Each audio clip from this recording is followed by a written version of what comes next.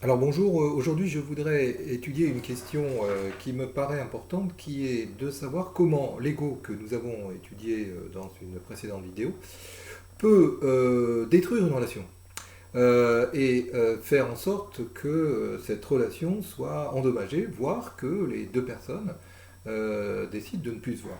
Alors pour essayer d'envisager cette question, qui est une question importante parce que on ne se rend pas toujours compte, on ne comprend pas toujours pourquoi à un moment une relation qui fonctionnait bien entre deux personnes déraille ou au contraire s'abîme. Eh bien elle s'abîme parce qu'à un moment justement l'ego intervient.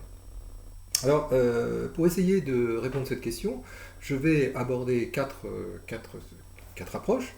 D'abord, je vais essayer de définir rapidement à partir d'un travail de Krishnamurti, ce texte magnifique qui est Se libérer du connu. Donc, je vais essayer d'envisager ce que peut être un aspect d'une belle relation.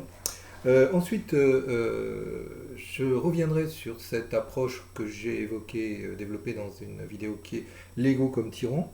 Ensuite, je verrai quels sont les moyens que l'ego utilise pour détruire une belle relation. Et enfin, je donnerai quelques exemples. Alors, qu'est-ce qu'une belle relation? Une belle relation, c'est une relation qui fonctionne parfaitement entre deux personnes et qui est l'opposé de ces relations toxiques dont on parle beaucoup aujourd'hui sur les médias ou dans les réseaux sociaux. Une relation toxique, c'est une relation qui abîme les individus, qui abîme leur être, c'est une relation fausse dans laquelle aucune des personnes n'aime véritablement l'être profond de l'autre, et dans laquelle aucun des deux ne peut être lui-même. Hein. Il est toujours obligé de composer, il est toujours obligé de dissimuler, parce que il a en face de lui quelqu'un qui ne peut pas tout dire, quelqu'un qui ne peut pas être lui-même.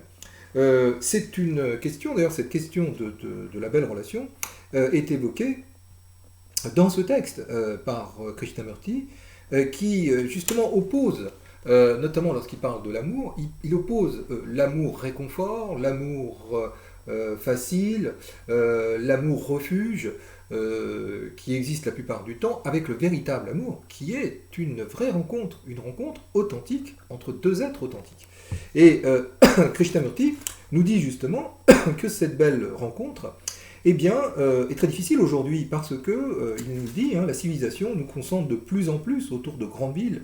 Nous devenons de plus en plus des citadins vivant dans des appartements encombrés, disposant de moins en moins de place, ne serait-ce que pour voir le ciel.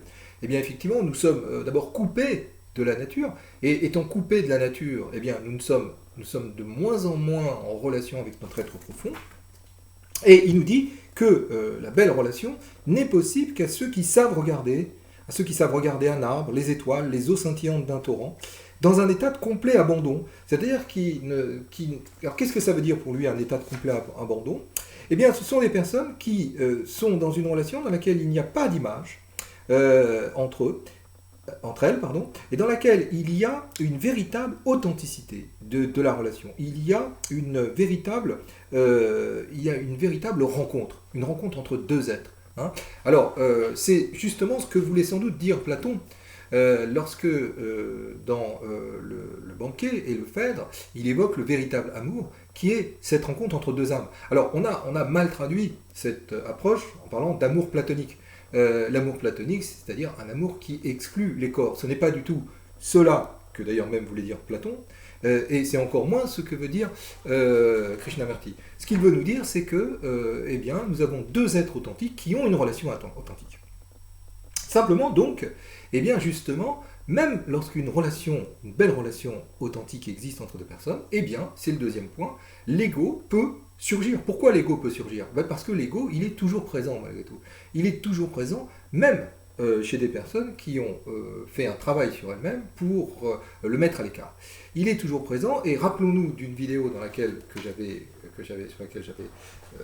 j'ai postée, et dans laquelle j'évoquais justement, j'assimilais l'ego à un tyran. Un tyran qui ne veut pas que nous soyons en contact avec notre être personnel, qui ne veut pas que nous soyons en contact avec notre être réel, et qui nous gouverne par des images de nous-mêmes.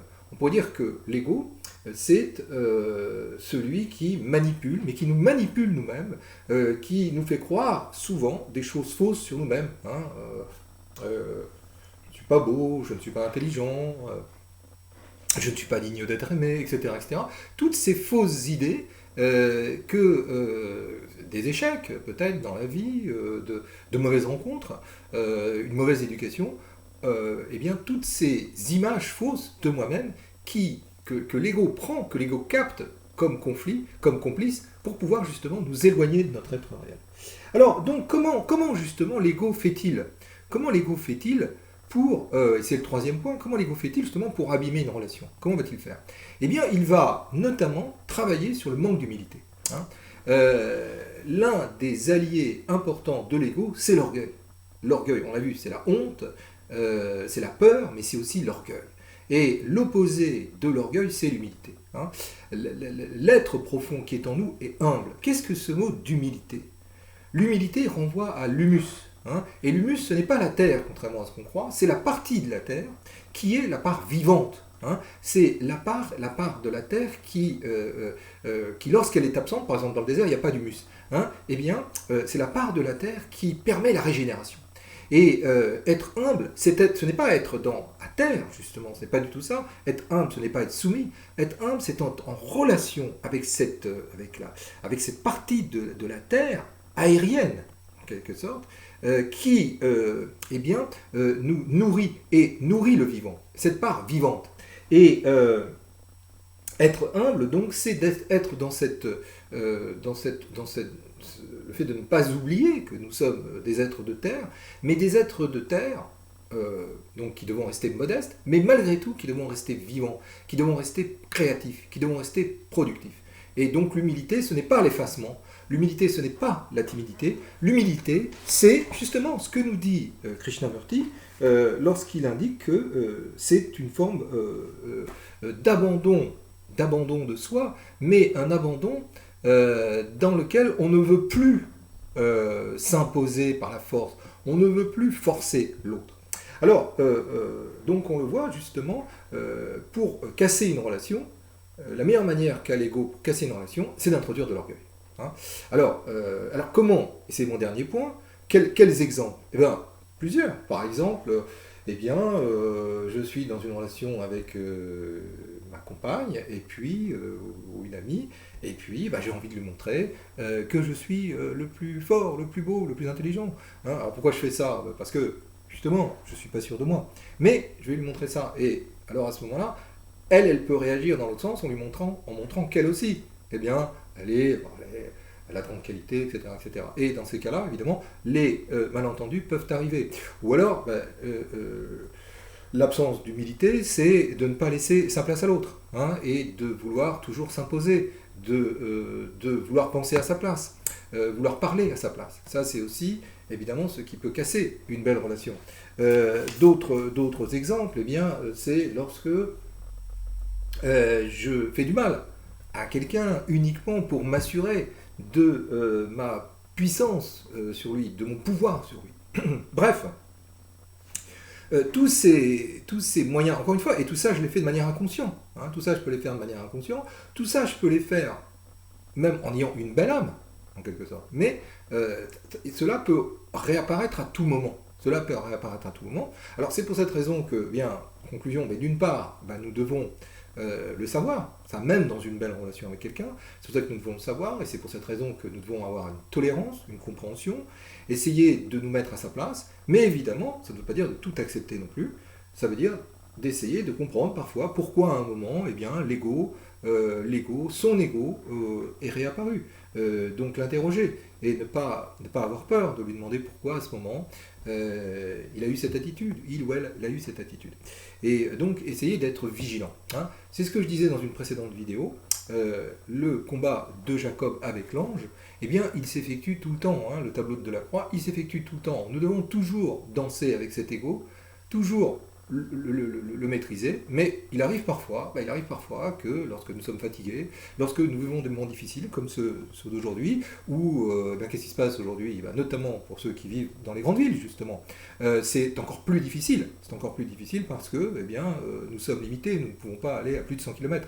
Hein, on a en quelque sorte morcelé le territoire, et en faisant en sorte que notamment ceux des grandes villes ne puissent pas aller vers la mer, vers l'océan, etc., vers les grands horizons, et évidemment donc les choses sont encore plus difficiles pour eux aujourd'hui, et donc il est sûr que eh bien, les circonstances extérieures, hein, comme je l'avais dit dans une autre vidéo, les circonstances extérieures font que parfois eh bien, les égos reviennent, lorsque les circonstances extérieures sont de plus en plus difficiles, eh bien, les égos reprennent le dessus, hein, parce que de même que les tyrans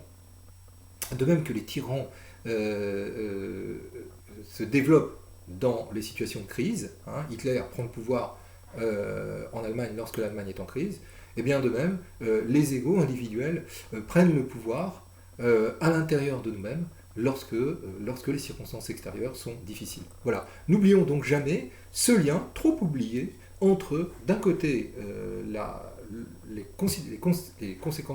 considérations politiques, les considérations extérieures et l'intérieur. Les deux sont liés.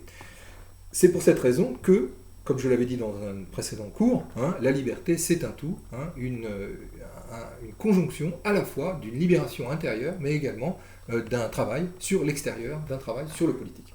Voilà, merci beaucoup.